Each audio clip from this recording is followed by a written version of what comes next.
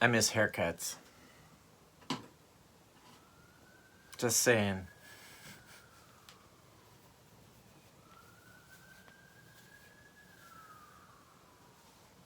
A lot of extra, you know what I mean? And I don't really know what to do with it. May just grow it out. I mean, solve a lot of problems, but wouldn't be the first time I've had my hair long.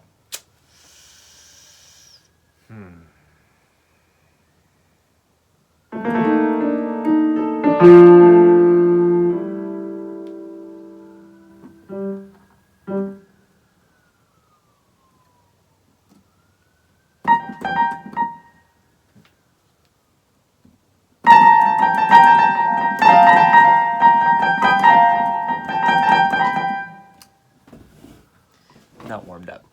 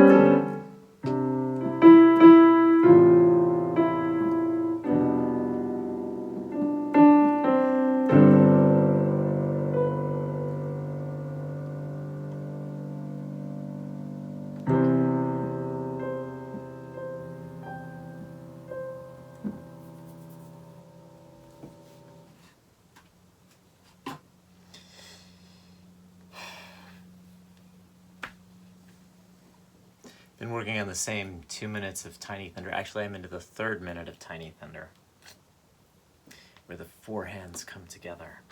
And I am cutting material, I'm cutting notes out, cutting things out. Chopping, chopping, chopping. It's very destructive. No, it's really hard. As a piece was built on an improvisational structure, and I went ahead and composed it based on how it might have been performed, and having this opportunity now to not have it be based so much on chance and think about it, you know, presents me with the task of having to actually make decisions about it. I mean, make decisions when you improvise too. You just make them faster.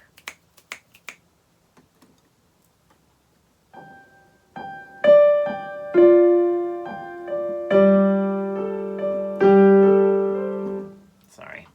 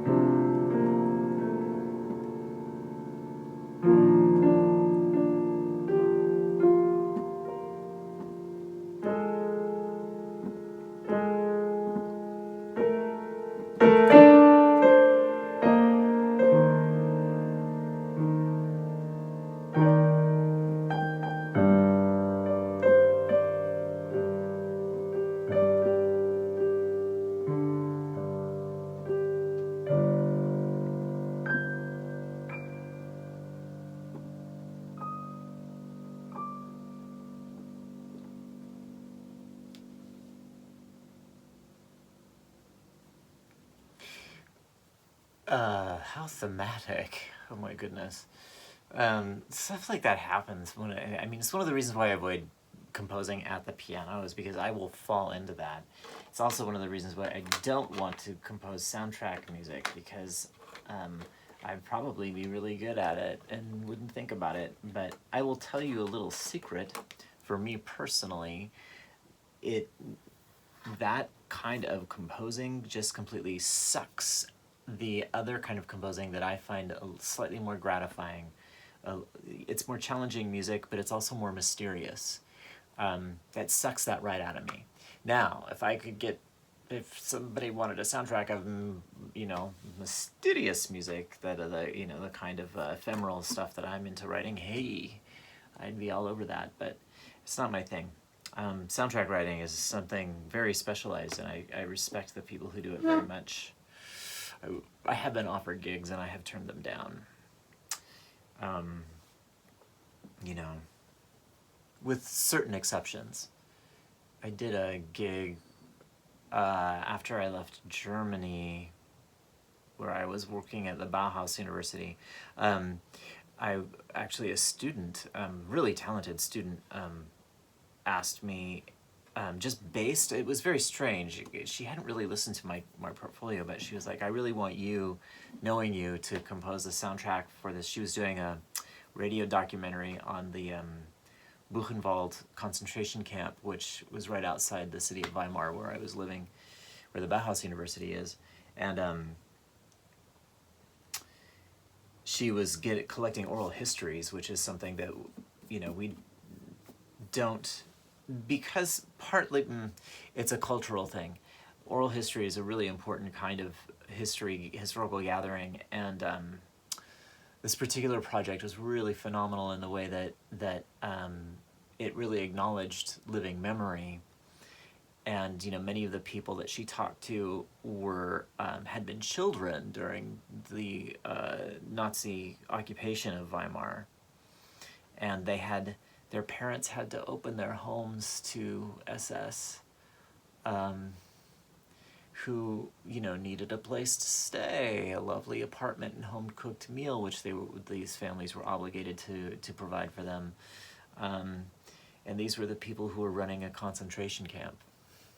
Yeah, heavy stuff. So she asked me to write this soundtrack, and I wrote something that was,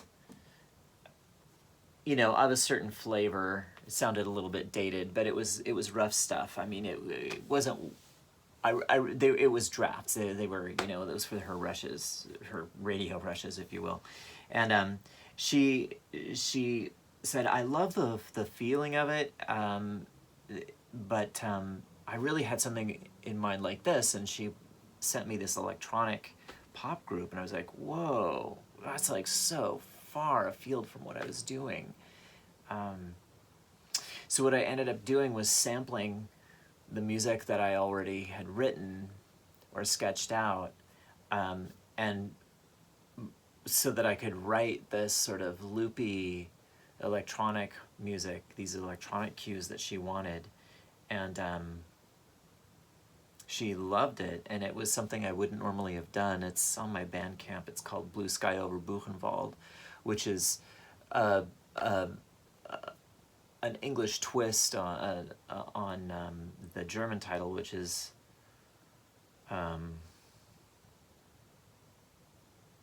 Why Is There a Blue Sky Over Buchenwald, if I remember correctly, was the name of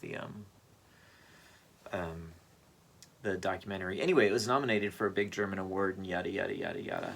But it was cool because it gave me the opportunity to write kind of music and write in a way that I wouldn't normally have written. And nice paycheck. Also, I got to keep all of the other material, which is, the original material that I sampled from, which has lived on in other forms. The soundtrack has some of the original cues, one of which in particular I perform live, and it's in a slightly revised version, but blah, blah, blah, blah. Maybe I'll pull that out and play that sometime. That would be a good one to play, because it's fun. It's fun because it's short and very mysterious. Yeah, anyway, I have music brain, so I shouldn't talk because I just go down these rabbit holes, spiral. Tomorrow, Sunday night movies, Songs of the Thirsty Sword, the first 10-minute movement or first song of 32-minute piece with piano, electronics, and video. I hope to have it uploaded by about 4:30 West on the West Coast US time. Anyway, keep an eye out. It'll be up on IGTV, and on my Facebook and stuff. And I'm around if anybody wants to chit chat or whatever. So I'm not just like talking to the ether. That can also happen. Okay. Yeah, I think I need to eat too. That's something. All right, food. I always forget to eat when I'm composing. Okay, maybe I'll go do that. I will catch you later.